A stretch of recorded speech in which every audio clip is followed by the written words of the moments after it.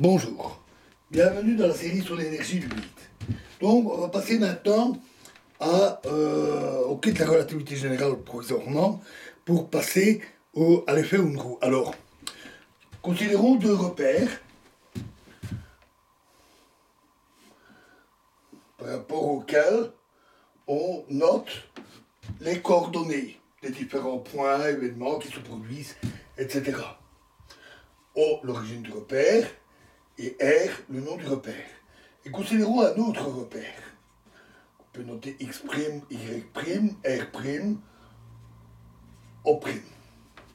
Éventuellement, les repères sont en mouvement l'un par rapport à l'autre, c'est-à-dire que les points d'origine qui servent au repérage peuvent être en mouvement.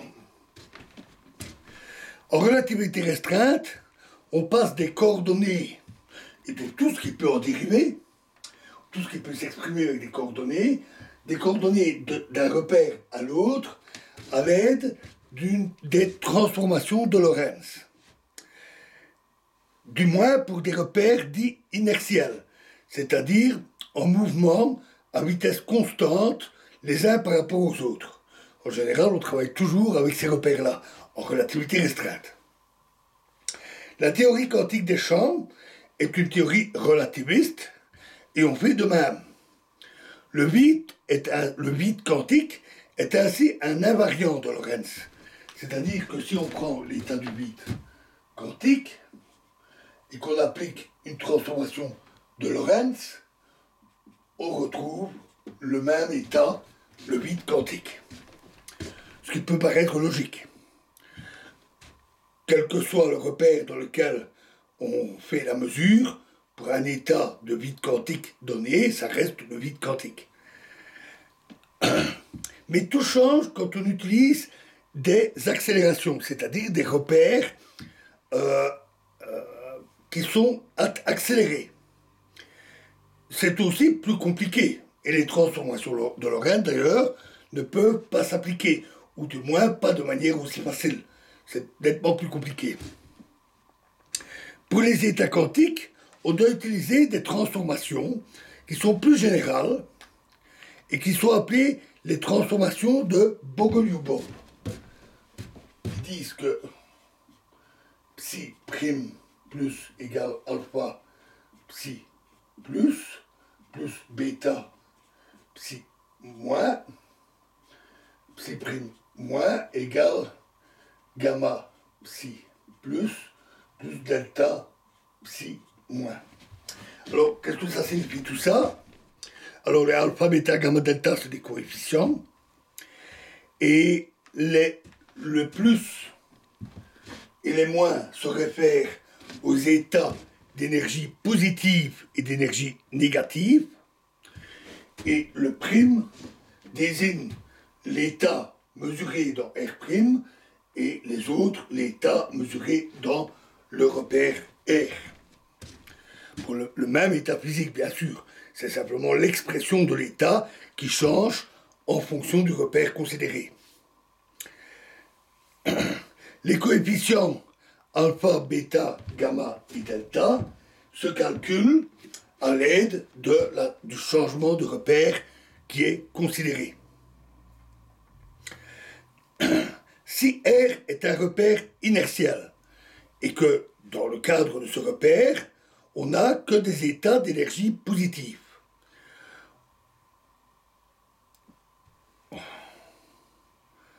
alors, et on se rappelez-vous qu'on a tout fait pour ça avec l'antimatière et la transformation CPT. Si R' est aussi un repère inertiel, alors il se fait que gamma est égal à 0 dans ce type de transformation, et on a juste psi prime plus égale alpha psi plus, et psi prime moins égale 0. Donc, même dans R', on a toujours des états d'énergie positive. Mais si le repère est accéléré, alors bêta et gamma sont différents de 0. Et en toute généralité, on va avoir psi prime moins égale gamma psi, psi plus. Et donc, on va avoir aussi des états d'énergie négatifs. Donc voici le retour des états d'énergie négative. Ici, dans des repères accélérés. Et ici, plus question d'une astuce et de symétrie CBT pour les faire disparaître.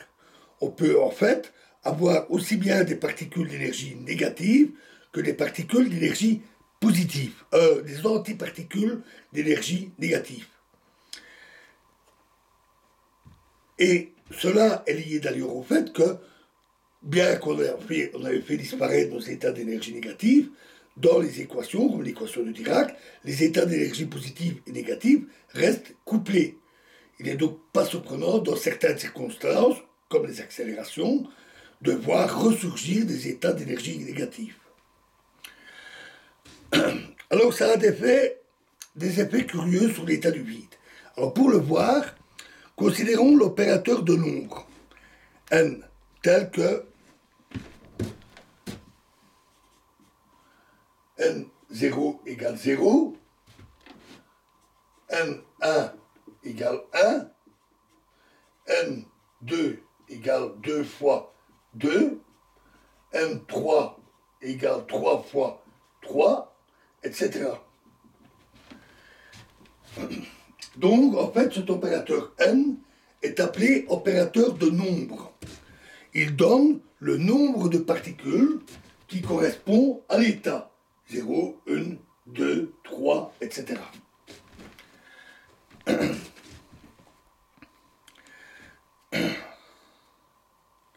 Cet opérateur peut se construire assez facilement avec les opérateurs de création et de destruction A et A croix.